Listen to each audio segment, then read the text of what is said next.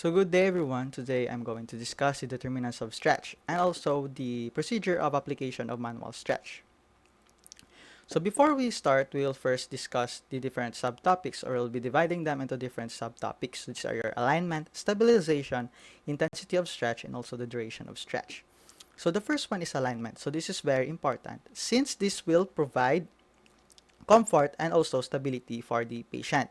This will also lessen the injury of the patient and would strengthen the patient's part that he is going to stretch.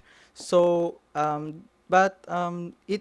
patient should have a good alignment, because if he does not have, this could lead to future injuries and also would lead to stress of the muscles that he is stretching.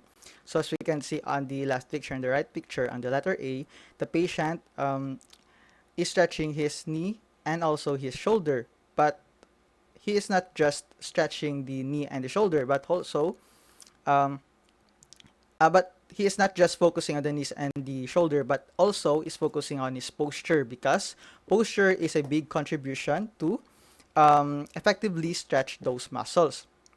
And as you can see on the right picture on the letter B, we can see that the patient has a poor posture, that the patient has a increased kyphosis on his back, and also a poor pelvic tilt on his pelvis. Okay, so this could lead to future injuries, and also this would not be an effective stretch.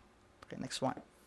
So the next one is for stabilization. So this is very important. So this would provide comfort and also safety for the patient, and also proper alignment and um, and proper alignment and also good result that could lead to improvement for the patient. So for the first one, we can see on the letter A, the patient, the physical therapist is providing stabilization to the patient. And on the right side, we can see that the patient is doing self-stretching. So for the letter A, um, if the physical therapist is doing a stretch, he will stabilize the proximal part of the body and will move the distal part of the body. And for the right side, the patient is stabilizing the distal part of the body, but it is moving the proximal part of the body. So this is for the PT, this is the safest way of doing that, and for this patient, this is also the safest way, because if he will move his knees distally, his distal limb first, and will not move will not rather stabilize it, this could lead to ineffective stretch of the muscles. Okay, so for the next one, intensity. So this is also very important, since this will be on the decision of the physical therapist whether he will give a low intensity or a high intensity. But low intensity is a must, since this would give comfort to the patient and would not lead to muscle guarding and pain for the patient. Okay, so for the next one. So for the next one is the duration of stretch. So this means that the amount of time that is being elongated, okay, and on whether when it is going to be stretched or when it's going to be shortened. So for it, if it has a shorter duration of stretching, this means that the patient has a greater of repetition. And if the patient has a longer duration, this means that the patient has greater a lower repetition. So this is also very important, since some of the patient cannot do long repetition or many repetition, and also some of the patient cannot do a long duration of stretching. So that is why they are rather choosing that other choice, um, compared other choosing the repetition compared to the duration, or some of the patient will choose the longer duration rather than the repetition, more repetitions. Okay, so for the next one, for additional info, according to Cipriani and Associates, The 30 seconds are 30 seconds of stretching with a 2 repetition is as equal to 6 repetition with 10 seconds hold with 6 repetition. And also according to Robert and Wilson that 3 repetition in 15 seconds is more effective than a 9 repetition with a 5 seconds stretch. Okay, so on to the next slide. So this is one of the seeds of stretch is very important since this will depend on the patient's disease or the patient's problem. Okay, so it is very important to lower the velocity of the stretch when providing it to the patient, since this could elicit the stretch reflex of the patient. So like for example on the spastic patient, so since they are high velocity dependent, it is a no to stretch them continuously and also stretch them on a increased time and speed, because they could contract more and more, that could lead to ineffectively stretch and provide exercises into that patient. So low velocity exercises is recommended to avoid also injuries and further tear of the muscles. So the next one here is the ballistic stretching. So this is this is not really recommended because as I said earlier, this causes greater trauma, and also this could lead to more pain and muscle tear. As we can see here, muscle soreness. So ballistic stretching is required for those that are young, and also those who are athletes that have the capability to do quick exercises, since they needed it, because for them time is gold, that every day is an opportunity for them. So like the NBA players, so time is very important for them, because if not, then their team will be losing more. Okay, so um, this will also use for chronic contractures, but um, for younger and more athletic people only, because some of the people cannot tolerate or cannot, di nila makaya if um, ballistic stretching ang i-give sa ila. Okay. So for the next one is I will be discussing the different mode of stretch. So we have I have here the manual stretch, the mechanical stretch, and the self stretching. So for the manual stretch, so this would be applied by an external force. That means that the PT are will be providing it passively or self-assisted or ano active assisted. Okay, so this would increase the range of motion of the patient, since the PT will stretch it above the range of motion of the patient, or more higher than the range of motion of the patient. So this would be applicable to the early stages of the patient, that the physical therapist is still evaluating the capability of the patient.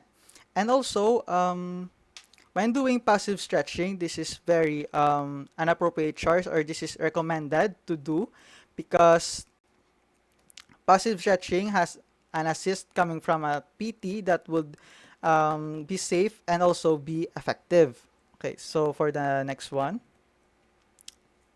so self-stretching. So self-stretching is only provided when the patient has already achieved the manual stretching. So this is to maintain the range of motion, and also to begin independent and active stretching, and also to begin not just independent stretching and active stretching, but also to increase its flexibility.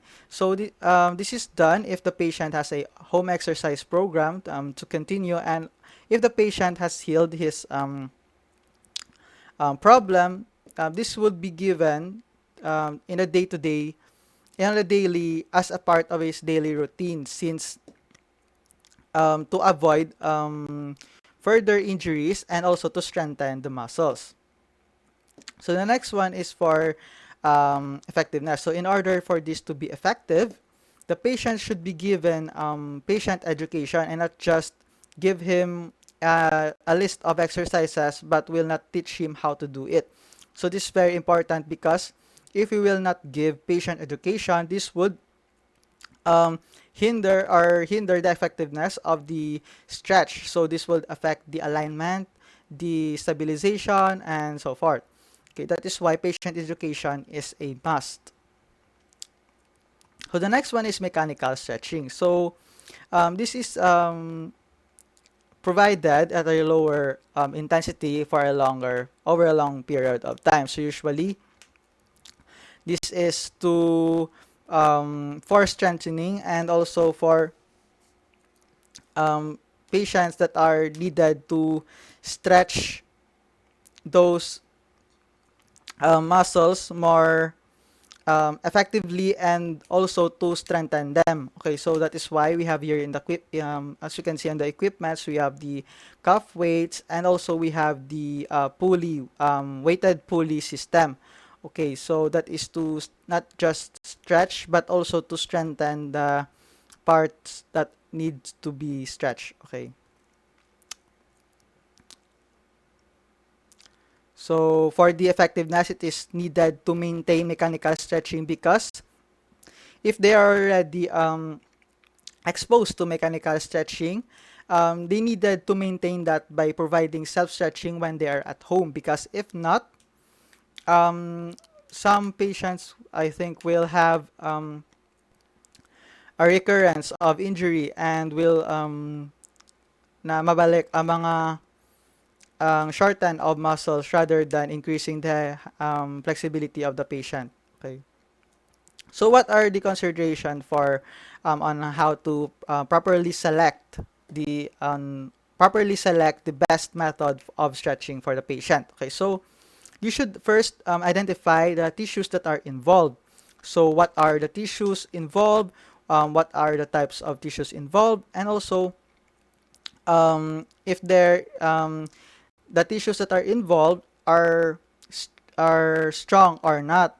Okay, so or has the capability to do um, more strengthen stretching or more stronger stretch. Okay, so for the next one is the pain or inflammation. So it is very highly indicative to check the pain and also the inflammation so that we can provide proper stretching for the patient or proper type of stretching for the patient.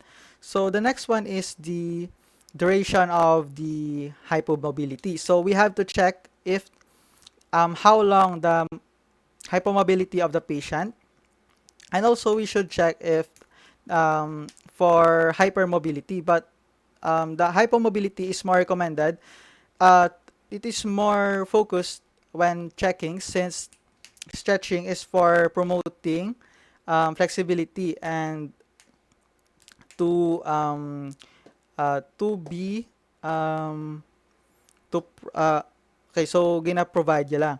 Okay, so the next one is the stages of healing. So the physical therapist should also check the healing stage of the patient so that he or she will properly give the good type of stretch for that patient. So the next one, the PT should also check the history of the patient if that patient has already provided with that type of stretch, because if the PT will provide that but it turns out that the patient has not yet taken that type of stretch, so that could lead to a problem, or the patient can lead to an injury, or the patient can lead to pain, okay, that would hinder him from improving on his intervention. So for the next one is the PT should check if there is a disease, disorder, deformities, and also to add up if the patient has a comorbidity, because it is also important since maybe the patient cannot handle that kind of stretching or that kind of stretch, and the patient will suddenly faint or would like feel dizzy because he or she cannot take the intensity of the stretch. Okay, so the next one is to check if the patient can participate, because if you're giving a self-stretching then and it turns out that the patient cannot participate, then that could be a no. So it is very important to check if the patient has the capability to also as not just to assist him but also to assist you. Okay, so that is very important. So for the last slide, I will be giving a link of the procedures on how to properly apply the manual stretching. Okay, so thank you. So thank you for listening.